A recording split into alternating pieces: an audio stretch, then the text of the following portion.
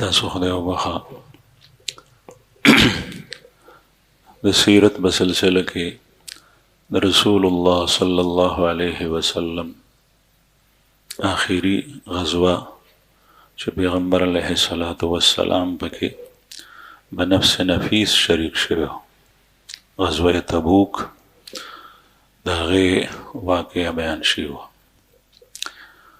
رسول الله صلی الله علیه وسلم چې کله د تبوک نه واپس شو مدینه منورې ته د رسیدو نه مخکې اول د جومات په نوم باندې چې کوم مکان جوړ شوی و د هغې د سوځېدو امر یې وکړو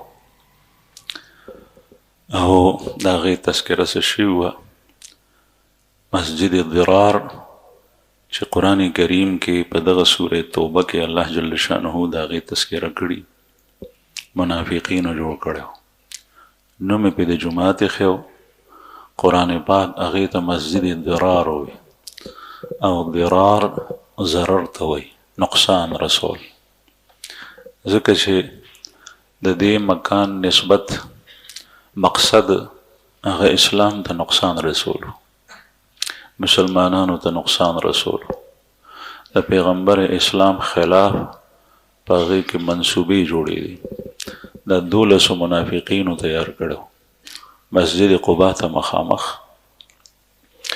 او د دې شاته ابو عامر الراهب چې مدینه منوره کې پاتې کېدو مستجاب الدعوات د رسول الله صلی الله علیه وسلم د بعثت نه مخکې او چې کله پیغمبر علیه الصلاۃ والسلام رالو د ضد او د حسد او د عناد د وجې نه کفر اختیار کو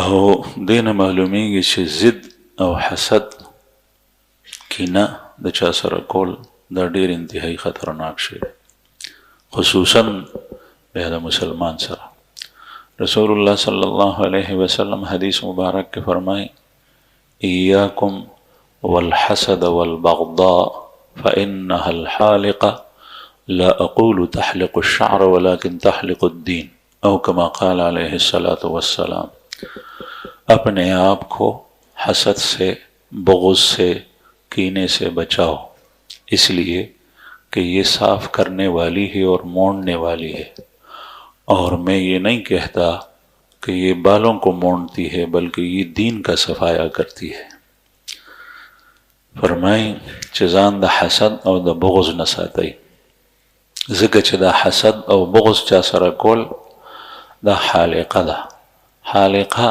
د عربی ژبې لفظ دی او دا پاکي ته وایي نیانو سره چې کومه پاکي وي چې په سر باندې راکاږي د سر ویښته صفا کړي دې ته حالقه ویلي او بیا فرمایي چې زه دا نه ویم چې دا د ویښتو صفا کولو پاکي ده بلکې دا د دین صفایي کوي یعنی دین ختموي دومره خطرناک شی دی چې مز په عبادت نشي روژه پې نه لګي هر یو څیز هغه وسوځي ضایع کړي بغض او حسد دې سړي د رسول الله صلی الله علیه وسلم سره بغض او حسد شروع کړ ډېرو جنګونو کې کافر او مشرکین د رسول الله صلی الله علیه وسلم خلاف تیار کړ او پیغمبر علیه الصلاۃ والسلام سره وجنګول او بیا د شام ته لاړو او د هلته نه د منافقینو سره ساز باز شروع کړ منافقینو سره کوم سړی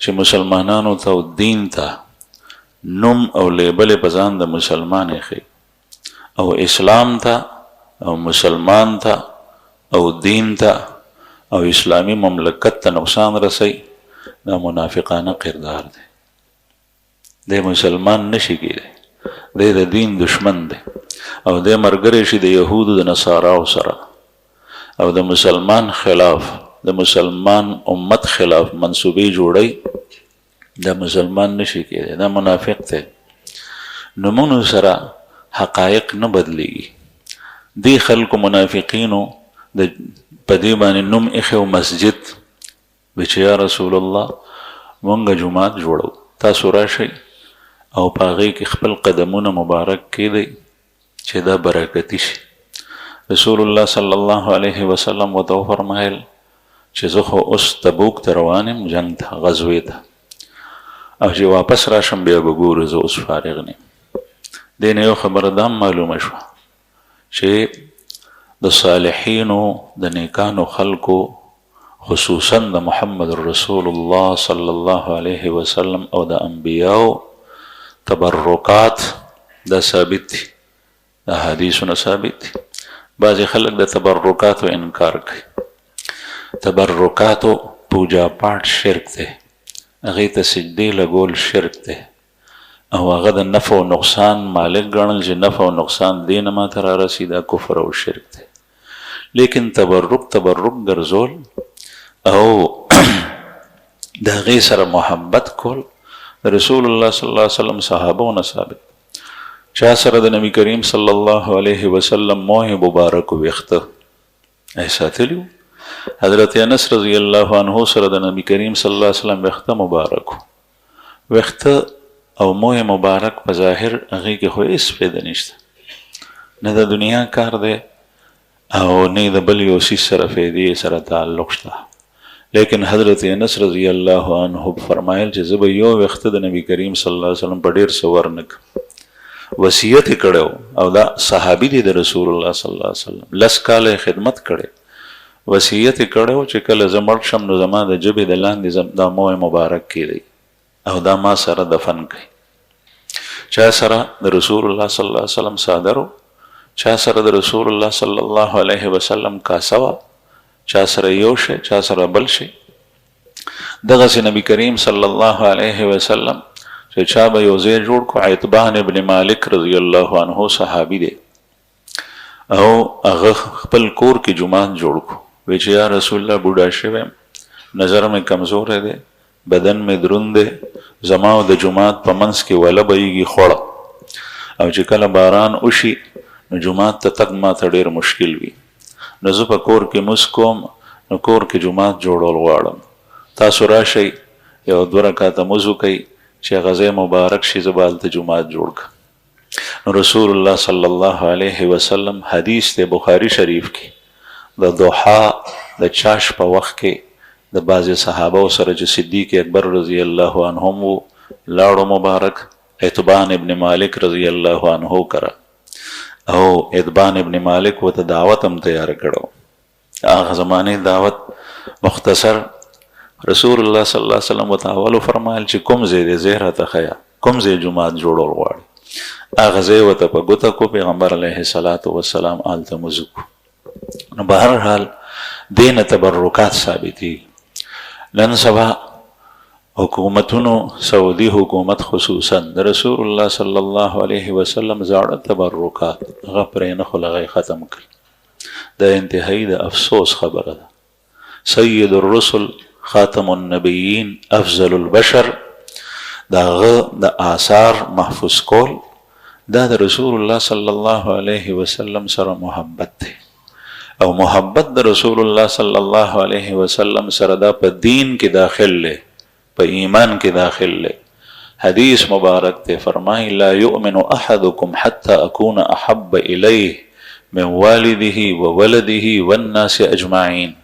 په تاسو کې څوک مؤمن نشي کېدی، صاحب ایمان نه دی، هغه څوک چې زه هغه ته د هغه د مور او پلار نه او د هغه د اولاد نه او د هغه د ذات نه او د ټولو خلکو نه زیات محبوب نه. بهرحال نبی کریم صلی الله علیه وسلم دی سره وعده وکړه چې واپس راشم، لیکن واپسۍ کې به وحی نازله شوه او دې کې د مسجد ضرار تذکره ده سوره توبه کې چې دا دې خلکو جوړ کړی دی د اسلام خلاف. والذین اتخذوا مسجدا ضرارا، او هغه خلک چې دی جوړ کړی دی مسجد ضرارا د ضرر د پاره، و کفرا او د کفر د پاره، و تفریقا بین المؤمنین او د مسلمانانو په منځ کې جدایي راوستو د پاره، و ارصادا لمن حارب الله ورسوله، او مورچا د هغه چا د پاره چې څوک د الله او د الله د رسول سره دشمنی کوي او جنګیږي من قبل مخکې د دین. د دې تذکره وکړه پیغمبر علیه الصلاة والسلام باندې چې دا وحی نازله شوه، صحابه راواستل، یو 2 کسان ویدو کوي لړ شئ دې ځای ته اور ورته کوي.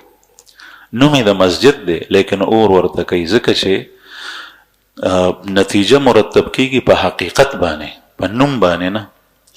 یو سړی عقیده د مسلمانانو نه لري او ځان ته مسلمان وای، یو جماعت نظریات او عقاید د مسلمانانو نی او ځان ته د مسلمانانو جماعت وای، دا کله د مسلمانانو جماعت نشي کېدی ځکه چې د نظریات خلاف د اسلام دی. په نوم باندې څوک نه کوي. الله جل شانه ته دوکه نشي ورکولی. رسول الله صلی الله علیه وسلم صحابه ته امر وکړو دا جماعت وران کړو. پیغمبر علیه الصلاۃ والسلام چې واپس رالو مبارک نو په جماعت کې معمول به دا چې د سفر نه به کله واپس رالو بیا به جماعت کې کېناستو. جماعت کې به 2 رکعاته مونځ وکړو تحیت المسجد.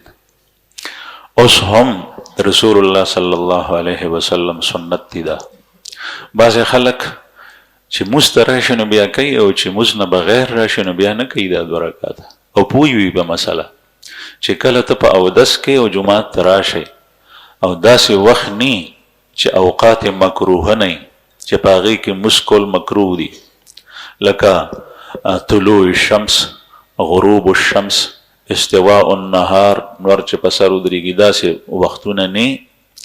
نو یا د سحر د مونځ نه پس تر نور راختو پورې او د مازدیګر نه پس د مازدیګر مونځ دې کړی دی تر نور پرېوتو پورې دا وختونه نه. نو چې څه وخت جماعت ته راشي که تا نه څادر پاتې شوی په جماعت کې جماعت ته رالې نو جماعت ته رادننه کېدو سره تحیت المسجد دا 2 رکعاته مونځ ده.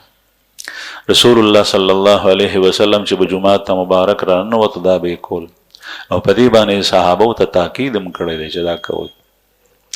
رسول الله صلی الله علیه وسلم جماعت ته رالو او مونځ یې وکړو 2 رکعاته بیا مبارک کېناستو. بیا به د مدینې منورې د مسلمانانو حالات پوښتنه کوله تپوس ځکه چې هغه زمانه کې په سفر باندې ډېر وخت لګېدو. تقریبا 2 میاشتې د تبوک په دې سفر باندې د رسول الله صلی الله علیه وسلم لګېدلې وې.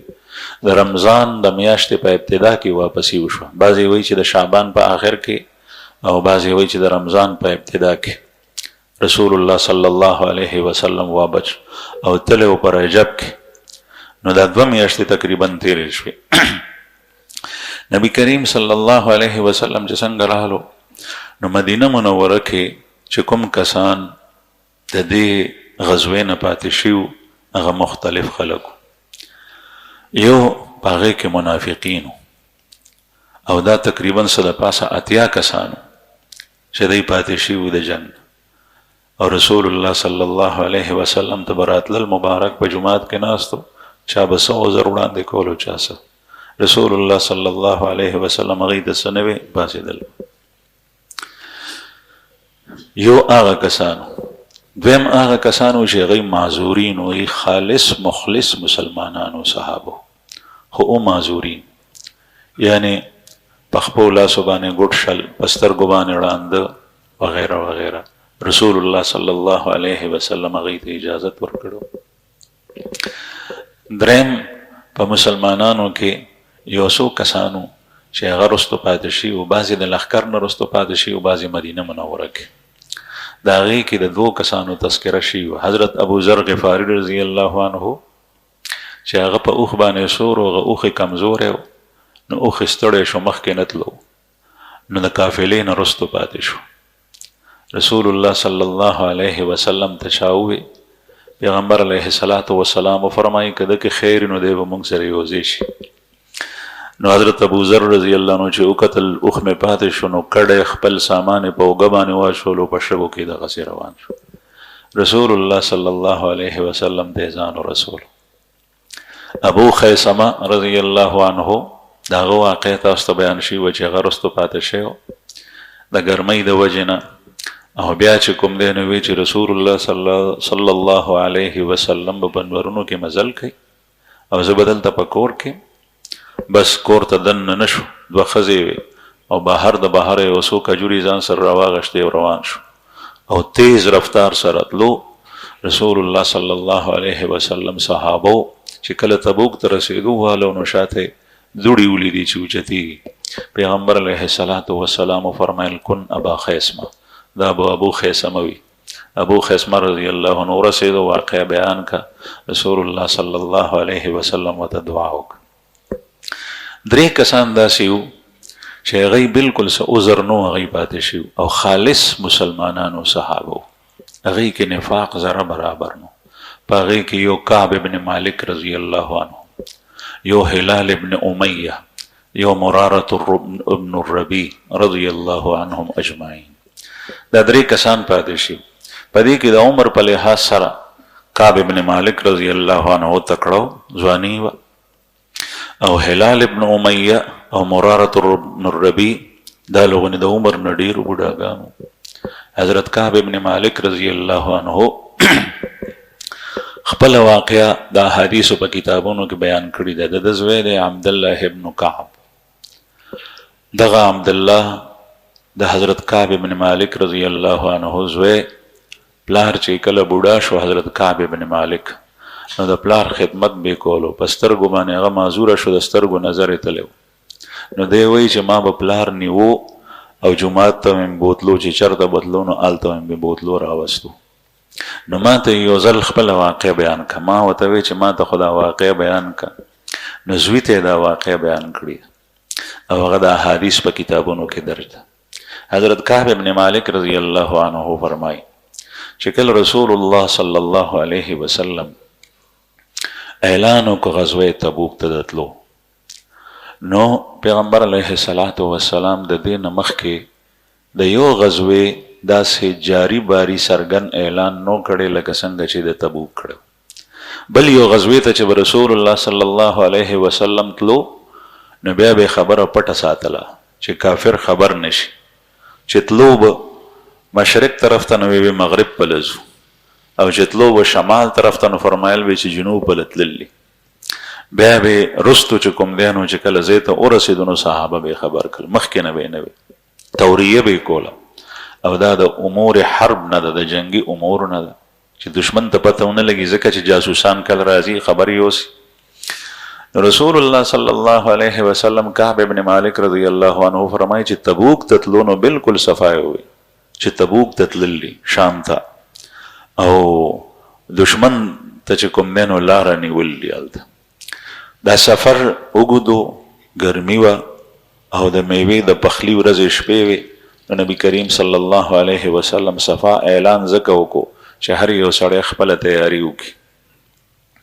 حضرت کعب ابن مالک رضی الله عنه فرمایي چې دې نه مخکې زه یو جنګ نه نیم پاتې شوی سوا د بدر د جنګ نه، او د هغې د پاتې کېدو وجه دا وه چې رسول الله صلی الله علیه وسلم عام اعلان نو کړی. پیغمبر علیه الصلاة والسلام یو څو صحابه کرام ځان سره کړل، او د پیغمبر علیه الصلاة والسلام اراده هغه د دشمن د قافلې مخنیوی و چې کوم د شام نه را روانه. نو نبی کریم صلی الله علیه وسلم ټولو صحابو ته نو ویلي، او زه دی وی چې په بیعة العقبه کې شریکو. بیعة العقبه چې کوم په مینا کې شوي وه، د رسول الله صلی الله علیه وسلم په لاس باندې انصارو بیعت کړی او په هغې کې دی شریکو. او وی زه به د بیعة العقبه هغه بیعت په ډېر څه باندې بدل نه کړم، ځکه چې هغه دشمني د ټولو خلکو د قومونو د قبایلو په خپل سره غشتلو، هغه ما کړی او په هغې کې شریکم. بدر ته په دې وجه نوم تللی چې پیغمبر علیه السلام عام اعلان نو کړی. سوا د تبوک نه دی وایي چې کله رسول الله صلی الله علیه وسلم اعلان وکړو، خلکو ته یې وفرمایل چې تیاری کوئ، ځان تیار کړئ، سورلي چې کوم سامان مو پکار یې هغه ځان سره واخلئ. نو حضرت کعب ابن مالک رضی الله عنه وایي چې دې نه مخکې ما سره کله هم په ژوند کې 2 سورلۍ نه دي یوځای شوي، او په دې موقع ما سره 2 سورلۍ. صحابو د تنګسې ورځې شپې تېرې کړې وې، مال څاروي دا به کم و. نو دی وایي چې ما سره 2 سورلۍ وې او هغه دواړه ښې تیارې وې. ما سره نور سامان هم و، د نورو ورځو په مقابله کې دا وخت کې ما سره مال هم و.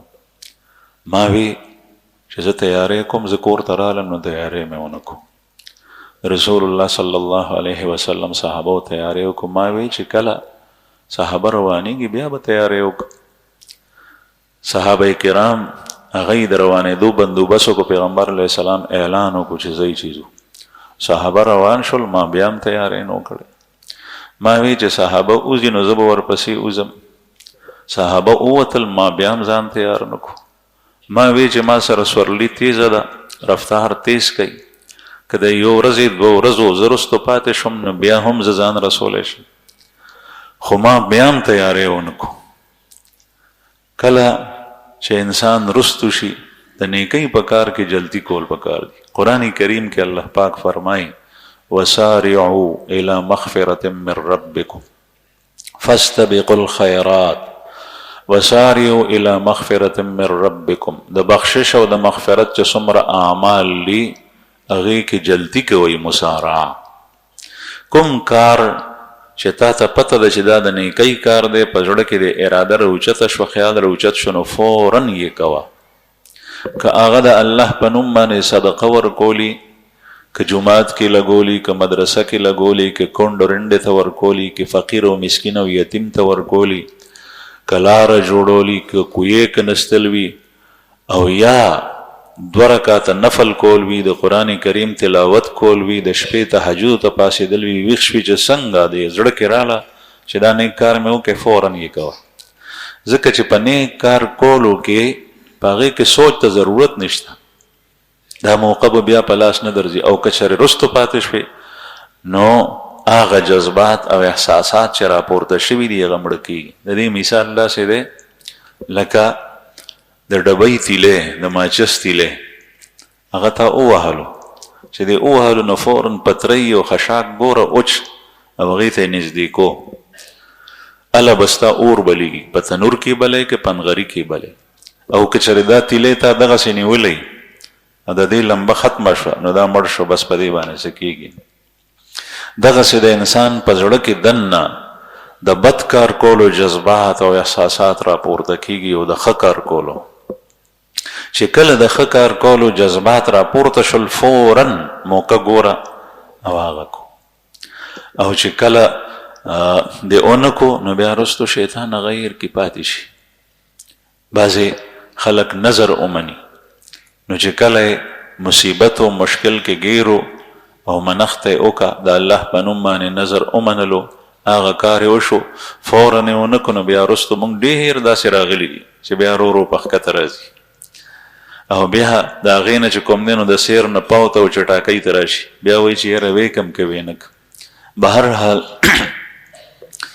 حضرت کعب ابن مالک رضی الله عنه فرمایي چې ما وی نن زم سبا زم د 2 ورځو په مسافت باندې لښکر ورسېدو، ما وی چې زه ځان تیاروم بیا هم لا نړم، او کاش چې زه دغه وخت کې وتی وې د رسول الله صلی الله علیه وسلم لښکر سره یو ځای شوی، خو زه لا نړم. پیغمبر علیه الصلاة والسلام سره د صحابه کرامو تبوک ته ورسېد. نبی کریم صلی الله علیه وسلم هلته تپوس وکړو کعب ابن مالک څه شو، او دی وی لښکر دومره غټو چې په هغې کې که چا ځان پټولی نو پټېدی شو، سوا د دې نه چې په ذریعه د وحي معلومېدو. نو پیغمبر علیه الصلاة والسلام تپوس وکړو چې کعب ابن مالک نه ښکاري. نو دی وی چې د بنو سلمه یو قبیله د مدینه منوره کې، د هغې بعضې کسانو ووی چې یا رسول الله هغه سره نن سبا مال ډیر دی او ښه جوړه یې اچولي ده، هغه ته په هغې جوړه کې ځان ښه ښکارېدو ځکه پاتې شوی. دا خبره لغونې ښه نه وه. نو معاذ ابن جبل رضی الله عنه صحابي هغه وفرمیل چې نه چپ شه، هغه کې نفاق نشته، هغه د الله او د الله د رسول سره محبت دی، بل څه وجه وي. بهرحال رسول الله صلی الله علیه وسلم خاموشي اختیار.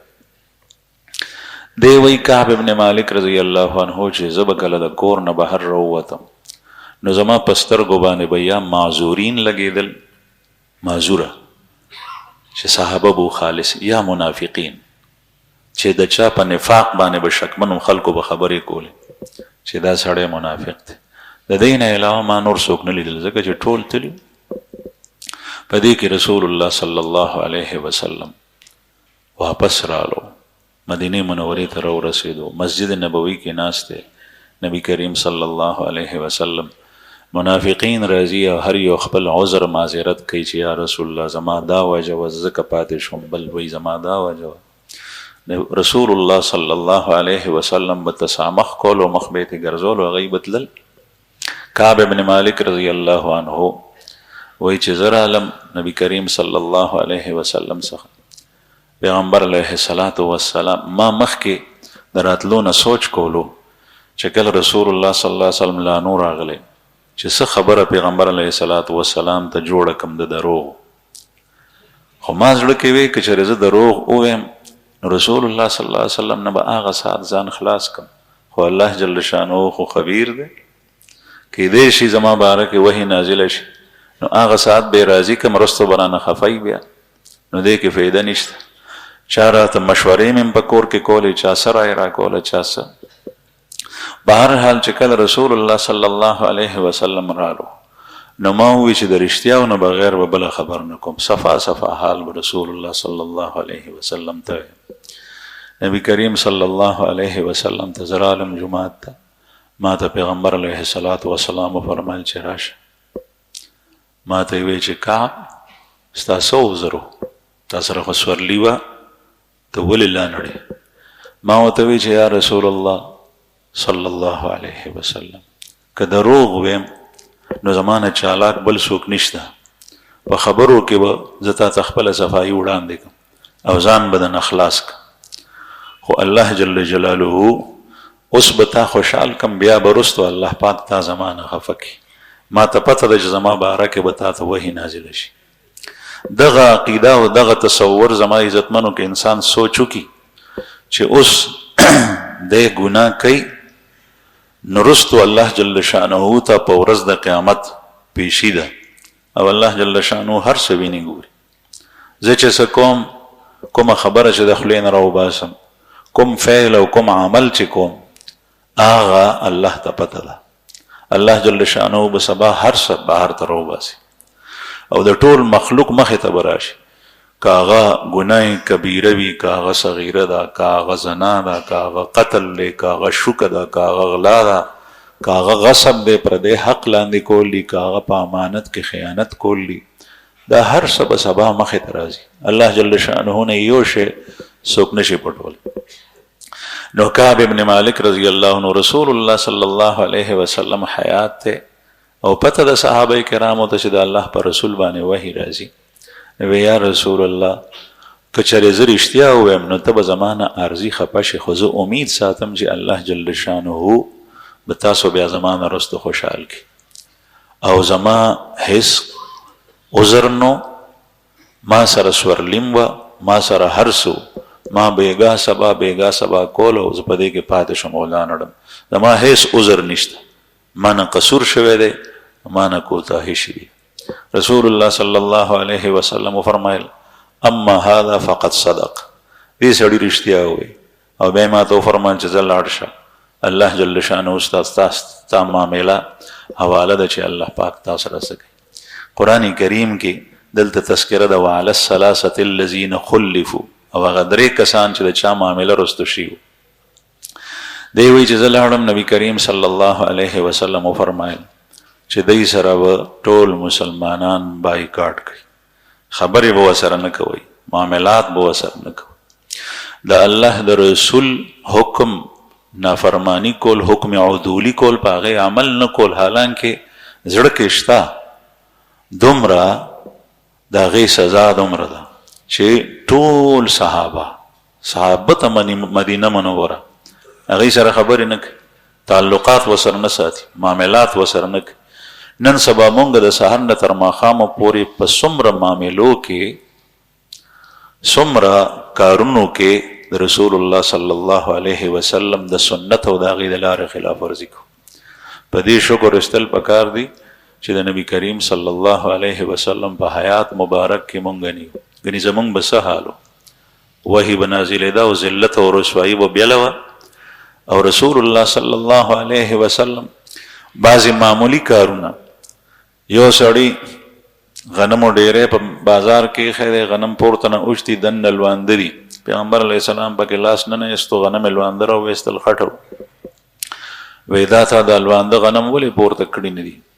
وی چې صاحب باران په باندې شوی نو به یې غشتي دي وی دا تا ښکاره کول ولې نه من غش فلیس منا من غش فلیس منا چې چا بل ته دوکه ورکړه دا دوکه ده دا سړی زمونږ نه نه دی اوس چې د الله رسول حیات وي او تا ته ووایي چې ته زمونږ نه نه زمونږ جماعت سره ستا تعلق نشته دی نه غټه ذلت او رسوایي به بله وي نو حضرت کعب ابن مالک رضی الله عنه فرمایي چې رسول الله صلی الله علیه وسلم صحابو ته امر وکړو چې دای سره خبرې بند ما 50 ورځې به دای سره خبرې نه کوي نبی کریم صلی الله علیه وسلم اعلان نه پس ما به صحابو سره خبرې کولې ما سره به چا نه کولې جواب به نه را کولو سلام به مې چولو جواب به نه را کولو زه ما تپوس وکړو چې زما په شان معامله د بل چا شته که یوازې زه یم دته د نورو 2 کسانو پته نه وه ما ته چا ووایي چې یو 2 کسان نور هم دي هلال ابن امیه او مرارة ابن الربیع رضی الله عنهما وی چې ما ته دا نومونه واغشتل نو زما زړه لغونې مطمئن شو چې زه هما رجلان صالحان دا دواړه کسان چې دي کم از کم که زه منافق یم او زما په عقیده کې او په دغه کې ایمان کې څه چل وي نو دا 2 کسان خو نیکان دي نو دوی ما سره په دې کې ملګري دي بهرحال دی وایي چې دا دواړه کسان چې و هلال ابن امیه مرارة ابن الربیع دی خو په کور کې کېناستل او شپه ورځ به یې جړل او بهر نه شو راوتی کمزوري و د کمزورتیا د وجې نه او چې خفګان په سړي باندې راشي نو هغې سره نور کمزوری شي زه تکړه وم ځوانم زه به بازار ته تلم زه به جومات ته م راتلم رسول الله صلی الله علیه وسلم سره په جومات کې مونځ کولو نو دی وایي چې ما به سلام واچولو السلام علیکم یا رسول الله ما به د نبی کریم صلی الله علیه وسلم مبارکو شونډو ته کتل چې شونډې خوځي که نه یعنې جواب یې نه راکولو او دا څومره لویه صدمه به وي چې د الله په رسول باندې سړی سلام واچوي او جواب ورنکړي دا صرف د دې وجې چې د رسول الله صلی الله علیه وسلم اطاعت په یو کار کې نه دی کړی نور هیڅ نشته نه کفر شته نه نفاق شته یو کار کې د نافرمانی شي بس وایي چې ما به کله مونځ کولو نو چې ما به نبی کریم صلی الله علیه وسلم ته کتل نو مخ به رانه واړولو او چې ما به هغې ته نه کتل په مونځ به ودرېدم نو بیا به یې ما ته کتل او سلام جواب به یې نه راکولو نبی کریم صلی الله علیه وسلم بیا بازار ته به زه تلم یو ځل وایي زما د تره زوی ابو قتاده رضی الله عنه ډېر سخت تنګ شوم قرآن کریم کې الله پاک فرمایي حتی اذا ضاقت علیهم الارض بما رحبت زمکه سره د وسعت په دی باندې تنګه شوه وضاقت علیهم انفسهم او دا خپل ځانونه پې تنګ شو یعنی د خپل نفس نه د سړي زړه تور شي نفرت او کرکت پیدا شي دا حالت په دې صحابه راغله دا سخت د امتحان وخت دی وایي چې ابو قتاده رضی الله عنه زما د تره زوی زه لاړم هغه په باغ کې لګیا و مدینه منوره کې د باغونو نه ګیر چاپېر به دیوال و په دیوال باندې واوړېدم تصورت الجدا او هغه طرف ته لاړم نو ما پې سلام واچولو نو ما ته زما د تره زوی هم او زما ډېر ښه ملګری و د دې نه مخکې ما ته یې د سلام جواب را نه کړو ما ورته وی چې فلانکي تا ته پته ده انی احب الله ورسوله چې زما د الله سره او د الله د رسول سره مینه ده نو ما ته جواب را نه کړو ما ورته وی چې د الله واسطه در کوم تا ته پته ده چې زه د الله او د الله د رسول سره مینه کوم بیا ما ته جواب را نه کړو بیا مې ورته په 3م ځل ووی چې د الله واسطه در کوم ته ما ته ووایه چې زما د الله او د الله د رسول سره مینه ده تا ته پته ده بیا جواب را نه کړو 4م ځل باندې مې ورته ووی بیا راته په آخر کې دومره ووی او ما ته یې کتل نه الله ورسوله اعلم الله ته او د هغه رسول ته ښه پته ده بس دومره جواب یې راکړو نو دی وایي چې ما بیا ټوپ کو د دیوال نه بل طرف ته راواوړېد زمونږ چې 40 ورځې پوره شوې کعب ابن مالک رضی الله عنه وایي 40 ورځې مسلسل قطع تعلق او خبرې اترې بندې نو پیغمبر علیه الصلاة والسلام صحابو ته امر وکړو چې دی ته ووایي بل سخت امتحان پرې راغلو چې د دی نه د دی ښځې چې کوم دی نو هغه جدا شي ښځو ته به نه نږدې کېږي دا نور سخت امتحان. دغه ورځو کې حضرت کعب ابن مالک رضی الله عنه وی چې د شام نه به زمیدار راتلل، هغوی به غله راړه، غنم به یې راړه. مدینه منوره کې غنم نه کېدل، اوربشې کېدې او کجورې وې او غنم به د شام نه راتلل. نو یو زمیدار نبطي هغه غنم راوړي او خرڅول مدینه منوره کې. هغه تپوس کولو چې کعب ابن مالک چرته دی. په تپوس ورته چا زه وښولم، اشاره یې وکړه چې دا دی. هغه کس ما څخه رالو، ما ته په ریښمینه کپړه کې یو خط بند راکو.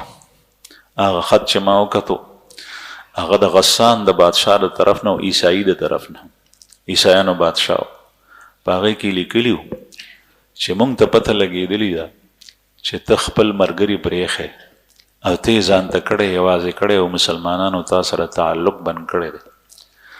ته ضایع کېږې نه او ته مونږ څخه راشه، مونږ تا سره همدردي کوو او ستا ځای مونږ څخه ډېر دی او ته به دغسې نه ضایع کېږې، ته سیوان یې. یعنې د همدردۍ اظهار یې وکړو. نن سبا کافر هم دغه کوي. کوم کس چې هغه یعنې د هغه نه څه وشي نو د کافرو په ملک د هغه دپاره وسعت وي. دې ملک کې هر څه چې وکړل دلته نه لاړ شي، هغه ځای کې پناه والي، کله یو ځای کله بل ځای، او هلته یهود او نصارا هغه ته ښه پناه ورکوي، ځای ورکوي. ځکه چې د هغوی خوښه دا ده چې مسلمانان او اسلامي ملکونو کې تفرق او انتشار راشي او دوی کې دننه غداران او دشمنان پیدا شي. نو چې کله دا واورېدل هغه پوه شو چې دا خو اوس اسان وخت دی، موږ سره ملګری کېدی شي. دا خط یې ورته راستولی او ده چې ووی نو دی وایي په ما باندې د هغې خط سره اور بر شو. ما ووی چې دا امتحان د هغې امتحان نه زیات سخت دی چې د الله رسول او صحابه کرام ما سره خبرې نه کوي. د دې امتحان نه دا زیات سخت دی چې یو کافر یو عیسائی دومره جرأت کوي. زه دې حد ته ورسېدم چې اوس یو عیسائی ما ته خط راستوي او ما ته د ملګرتیا په باره کې خبرې کوي. ما هغه خط واغشتو سره د هغې کپړې او تنور کې مې هغه وسوځولو واچول. بیا د هغې نه پس رسول الله صلی الله علیه وسلم امر وکړو چې د دوی ښځې به دوی ته نه نږدې کېږي. نن نه پس 40 ورځې پس نو هلال ابن امیه رضی الله عنه د هغه بیبي رسول الله صلی الله علیه وسلم ته لاړه. وی چې یا رسول الله زما خاوند نه خادم شته، نه غلام شته، نه وینځه شته، بوډا دی، هغه ته د خدمت ضرورت دی. نو که ما ته تاسو اجازت راکئ زه د هغه خدمت کولی شم؟ رسول الله صلی الله علیه وسلم ورته وفرمیل چې او صرف خدمت یې کولی شي خو به تا ته نږدې کېږي نه. نو رسول الله صلی الله علیه وسلم دې ته اجازت ورکړو. کعب ابن مالک رضی الله عنه وی کور والا ته وی چې ته لاړه شه پلار کره او دی یوازې په کور کې پاتې شو. چا ورته ووی چې تا به هم دغسې کړي وو لکه څنګه چې هلال ابن امیه سره وشول، پیغمبر علیه الصلاة وسلام به تا ته م اجازت درکړی و. ده ورته ووی چې نه، ما ته ځان بد ښکارېدو ځکه چې زه ځوان او هغه کمزوری او بوډا و. نبی کریم صلی الله علیه وسلم دا 10 ورځې په دې حال کې تېرې شوې چې خپل کور عالم ته جوړه. هغې ته ووی چې بس تعلق به ورسره نه ساتي. بیا چې کله 50 ورځې پوره شوې نو دی وایي چې ما به کله جبل سلع مدینه منوره کې یو غر دی، په هغې باندې مې ځان ته یو خیمه لګولې وه او په هغې کې مې کله مس کولو او جړه او فریاد الله جل شانه ته مې جړل. الله جل شانه رحمان دی، رحیم دی، هر څه د هغه په قبضه قدرت کې دي. نو په هغې خیمه کې وم، د سهار مس شوی دی، د هغې نه پس په خیمه کې وم، الله جل شانه ته مې جړه فریاد کولو. په دې کې رسول الله صلی الله علیه وسلم باندې وحی نازله شو. وعلى الثلاثة الذین خلفوا، او د هغه 3 کسانو توبه م الله قبوله که چې د چا معامله رستو شوي وه، حتی اذا ضاقت علیهم الارض بما رحبت، چې د توبې د قبلېدو حکم نازل شو. رسول الله صلی الله علیه وسلم صحابو ته ووی چې د کعب ابن مالک توبه الله قبوله که. صحابه خوشحال شو. دی وایي چې 2 کسان ما ته زیري راکولو دپاره هغوی رالل، یو په اس باندې سور رالو او یو پیاده، او زه جبل سلع باندې ما خیمه لګولې وه نو هغه جبل سلع ته پیاده سړی اول رالو د غر نه آواز وکړو چې یا کعب ابشر، اے کعب زیره مې در باندې الله جل شانه ستا توبه قبول کوي. ما وی چې دا ټکی وکړو نو ما وی چې د الله پاک نه خو امید ساتلو، ما وی چې زما باره کې څه آیات پر رسول الله صلی الله علیه وسلم نازل شوي. بیا هغه په اس باندې سور سړی ما څخه راورسېدو، خو ډومبې د اواز ما ته راغلی نو وایي هغه ته ما په زیري کې خپله جوړه ورکه، هغه مې وویسته او د بل چا نه مې مستعار جوړه واغېسته، هغه مې واچوله او خپله هغه مې ده ته ورکه په زیري کې. د زیري کې ورکول هم د رسول الله صلی الله علیه وسلم د زمانې نه ثابت دي. نو دی وایي چې زه بیا لاړم، ما ته وایي چې رسول الله صلی الله علیه وسلم څخه چې جماعت ته لاړم، پیغمبر علیه الصلاة والسلام مسکی دی، صحابه کرام ناست دي. حضرت طلحه ابن عبید الله رضی الله عنه هغه په مهاجرینو کې د ټولو نه اول ما ته راپاڅېد او ما ته مبارکي راکړه او راته یې غاړه میلاو کړه او زه به د هغه احسان هیر نه کړم ځکه چې ډومبې په ناستو کسانو کې دی ما سره میلاو شوی. بیا نبی کریم صلی الله علیه وسلم ما ته وفرمایل چې الله جل شانه ستا توبه قبوله کړه. ما ورته وی چې یا رسول الله دا معافي ستاسو د طرف نه ده او که د الله د طرف نه ده؟ ما ته وی چې د الله جل جلاله د طرف نه ده. دا څومره لوی اعزاز دی. وی چې پیغمبر علیه الصلاة والسلام ما ته وفرمایل چې مبارک شه صحابه مبارکي راکوله او رسول الله صلی الله علیه وسلم وفرمایل چې داسې ورځ چې کله ته مور نه پیدا شوی په تا به نی راغلي لکه د نن ورځ چې د اسلام راړو ورځ هغه هم ډېره د خوشحالۍ ورځ وي چې سړی د کفر نه اسلام ته راشي. لیکن دا ډېره زیاته د خوشحالۍ وه ځکه چې انسان ویني په خپلو سترګو د اسلام خواږه او د هغې نه پس د الله رسول او الله خفه شي د چا نه، دا څومره لوی شقاوت دی. لیکن د هغې نه پس بیا الله جل جلاله راضي شي. حضرت کعب ابن مالک رضی الله عنه وایي چې ما رسول الله صلی الله علیه وسلم ته د دوه خبرې دې ټایم کې وکړي. یو دا وی ان من توبتي یا رسول الله ان اخلع من مالی کله، زما توبه دا ده چې زه ټول مال نه اوچ کلک روزم او ټول مال له الله په لار کې تاسو ته در کوم چې خیرات یې کوي، ځمکې باغونه هر یو شی. دې نه معلومیږي چې د توبې سره زیات مؤثر شی دا دی. زمونږ اکابر مشایخ دا وایي چې ته توبه وباسې نو د توبې سره یو داسې عمل وکړه چې هغه عمل تا ته ښه زور درکوي، د نیکۍ عمل وي او ستا پې دا زړه خوږ شي. دې سره به د ګناه هغه اثر چې په زړه باندې دی توبه خو دې وویسته هغه اثرات به هم ختم شي که ته غواړې. ځکه چې توبه سړی وباسي نو د هغې هغه اثر خامخا په زړه باندې پاتې کېږي. لکه څنګه چې کپړه باندې داغ ولګي د نجاست او هغه ته په صابون باندې ووینځي په اوبو باندې نو هغه پاکه شي، لیکن کله د هغې هغه اثر پاتې. بعضې دارو داسي چې هغه ته استعمال کې نو هغه اثر هم ختم شي. نو صحابه کرامو به دام کول د توبې څو شرایط دي.